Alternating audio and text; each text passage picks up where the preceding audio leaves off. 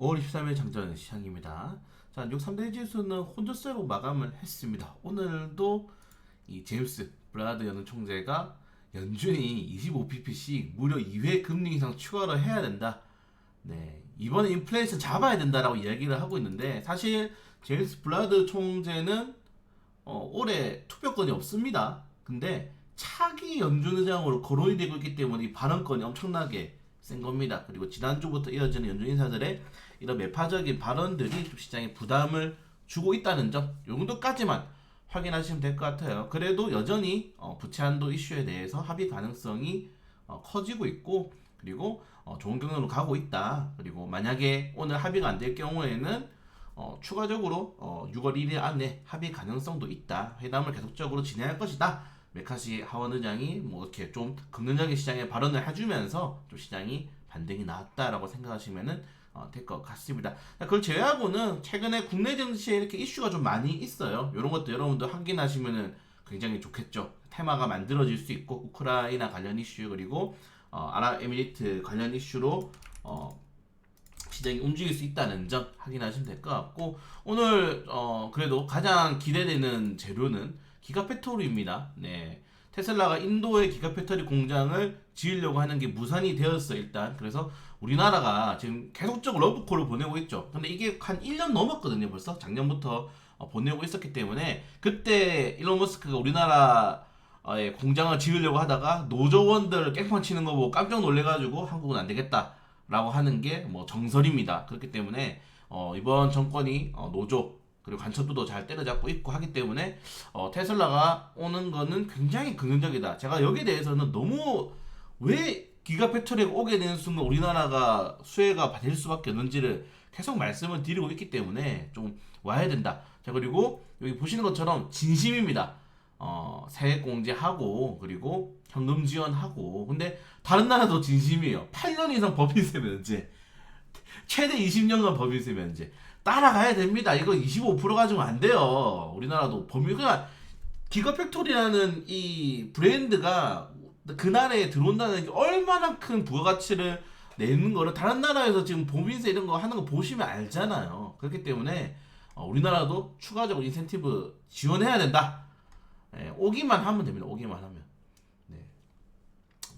노사분규 해법을 다 했나 하여튼 와주면 좀 다행인 것 같고, 그리고 어제 이런 부채 한도 협상 이슈가 좀 생기면서 이 페그웨스트 뱅코프 20%대 상승 나왔고, 그걸 제외하고는 뭐 퍼스트 뱅코프 뭐 다 올랐습니다. 중소형 은행주들이 이렇게 반등이 나왔다는 거는 합의될 가능성이 좀 높다는 거죠. 네, 그래서 근원적으로 시장 좀 보시는 게 좋을 것 같다. 다만 제가 어제 마감 시장에 말씀드린 것처럼 S&P 500이라든가 나스닥이라든가 우리나라 코스피 다 현재 저항 구간입니다. 고점 구간이기 때문에 이 연중 최고치 구간대를 재돌파하기 위해서는 조금 더 큰 재료가 필요하거나 조금 더 크게 악재들이 해소돼야 된다는 점, 이런 것들을 좀 말씀을 드리고 싶고요.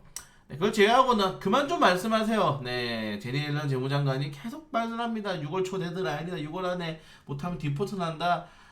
또 자기가 재무장관인데 계속 마이너스 통장 내달라고 하는 거예요 지금. 자, 아무튼 자, 좀 빠르게 넘어가서 뭐 빠르게 좀 넘어가면 될 것 같습니다. 그 나왔던 재료들 계속 반복되고 있는 거고.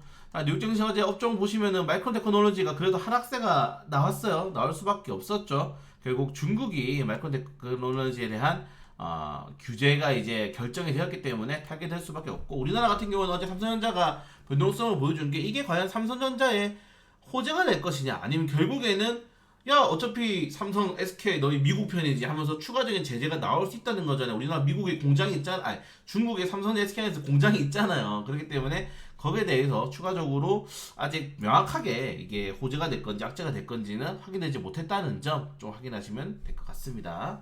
변동성이 있을 수 있다는 거죠. 자, 그리고 전기적 충전 관련된 이슈들 계속 말씀드리는데 정말 내가 장기적인 모멘텀을 꿈꾼다 하시는 분들 유라테크, 그리고 현대차, 기아가 적극적으로 실제 투자하고 있는 사업체다. 디스플레이텍, 그리고 시장의 장악력, 시장의 이런 확대성을 본다. 슈맥스 홀딩스, 전기적 충전소 관련 테마가 괜찮은 게 뭐냐면은 정해져 있어요. 이게 섹터가 정해져 있어요. 무선 충전, 실제 수혜주, 그리고 시장의 점유율 이렇게 본다면은 충분히 투자를 내가 어떤 가치관을 따라서 할 수 있을 거다라고 생각하시면 될 것 같고, 디스플레이 텍은 우리가 투자했기 때문에 오늘 좀 많이 올랐으면 좋겠습니다. 10% 올랐으면 좋겠어요.